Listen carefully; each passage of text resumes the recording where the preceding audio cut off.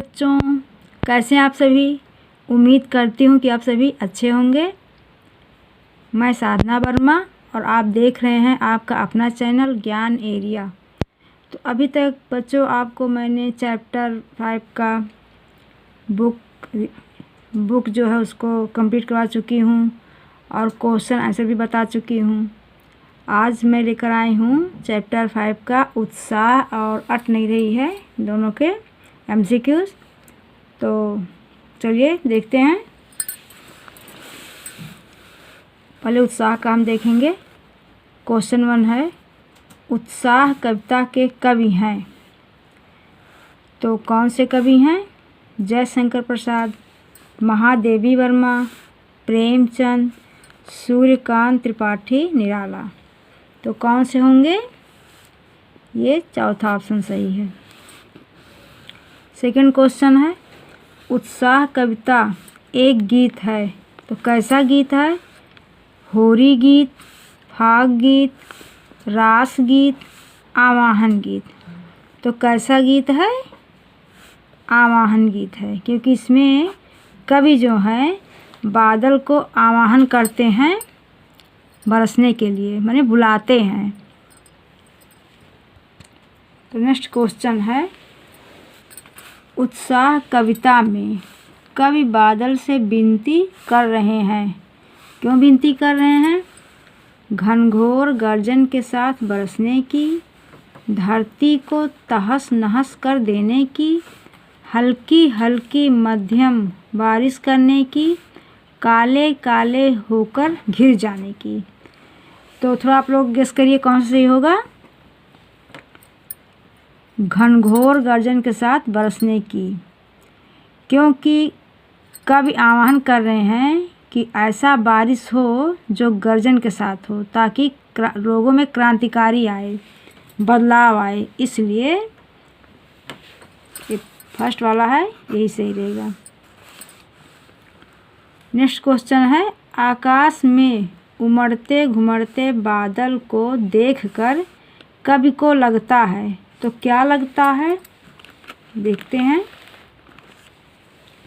बादल गरजने को बेचैन है, बादल धरती को डुबा देने को बेचैन है, धरती को शीतलता प्रदान करने को बेचैन है, बरसने को बेचैन है। तो कौन सा सही रहेगा?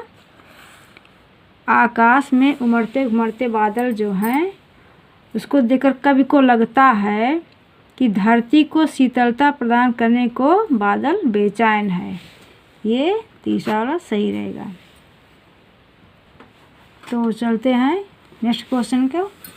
बादल को क्या, सॉरी बच्चों, कवि के अनुसार बादल को क्या याद आता है?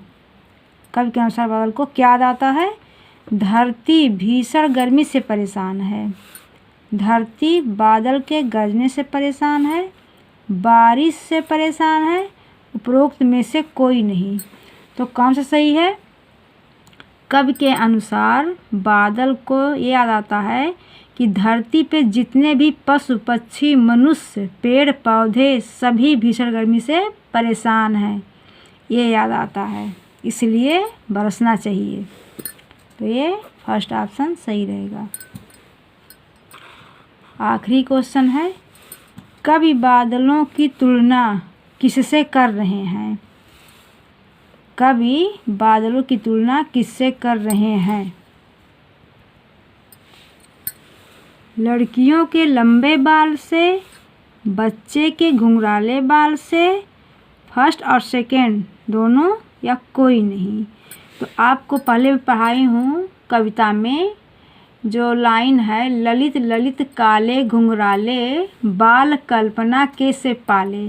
तो आपको इसका अर्थ मिल गया होगा कि यहाँ बालों की तुलना कब किससे करते हैं? बच्चे के काले घुंघराले बाल से, जो करली करली लगते हैं दिखने में। तो कौन सा ऑप्शन सही रहेगा? ये सेकेंड, बच्चे के घुंघराले बाल से।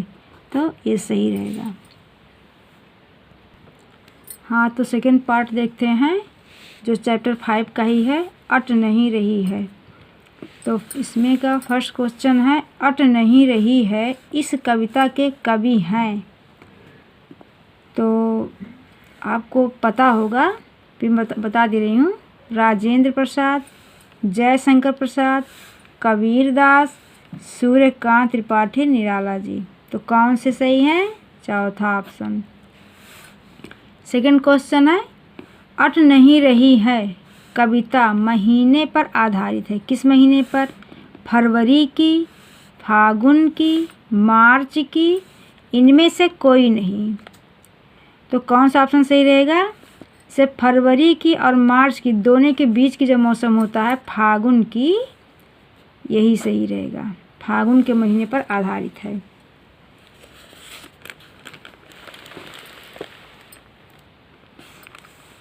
नेक्स्ट क्वेश्चन है, इस कविता में किसकी सुंदरता का वर्णन किया गया है?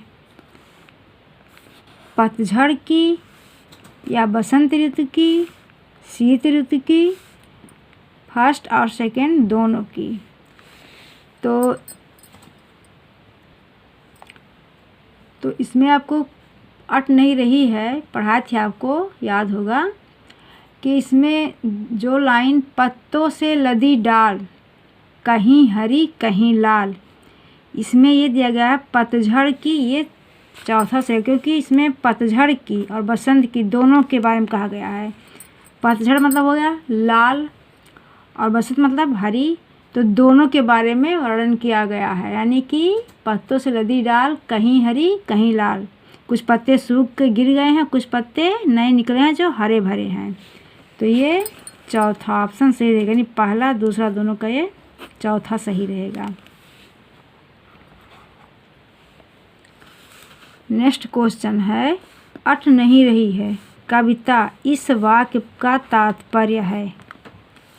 ध्यान दीजिए बच्चों, भिखारी होना, कपड़े शरीर में न आ पाना, गरीब होना, मन में न समा पाना। कौन सा ऑप्शन सही रहेगा? अट नहीं रही है कविता किसका तात्पर्य दर्शाता है? भिखारी होने का, कपड़े शरीर में न आ पाना, या गरीब होना, या मन में न समा पाना। तो आपको पढ़ाए हैं पहले भी कविता में, इसमें कवि जो है, कवि फागुन की सुंदरता को इतना मनमोहित हो जाता है कि उसके जो हृदय में जो समा नहीं पाता है, इतना सुंदर, इतना मनमोहक रहता है।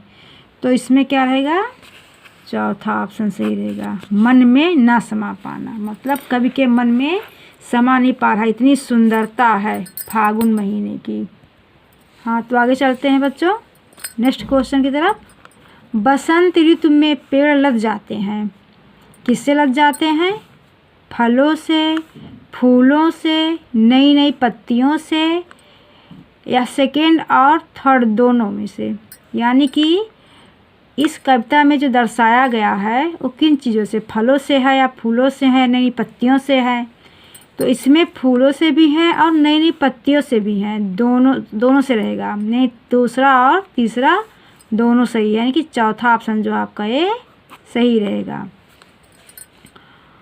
और आखिरी क्वेश्चन है, कवि फागुन की सुंदरता की तुलना कर रहे हैं, तो किससे कर रहे हैं तुलना? इसको हम देखते हैं।